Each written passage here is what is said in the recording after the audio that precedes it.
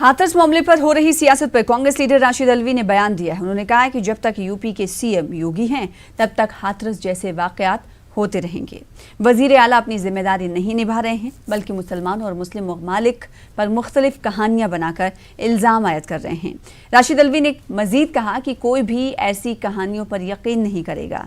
रियासत में अमन अमान खराब है, ऐसे में सीएम को मशवरा है कि वो इस्तीफा दें और रियासत में सदराज नाफिज करें। अपनी जिम्मेदारी ना निभा के नई नई कहानियां बनाते रहेंगे और उसका दोष मुस्लिम कंट्रीज के ऊपर, मुसलमानों के ऊपर थोपते रहेंगे। मुख्यमंत्री तो आप हैं, क्यों नहीं रोका आपने? पुलिस आपकी है, क्यों नहीं जाने दिया विपक्ष को, क्यों नहीं जाने दिया मीडिया को? आज ये थ्योरी आप दे रहे हैं कि मॉरिशस से 100 करोड़ रुपया आया है। केंद्रीय सरकार को बताना चाहिए कि योगी सच बोल रहे हैं कि झूठ बोल रहे हैं। इस तरीके की कहानियों पर कोई यकीन नहीं करेगा।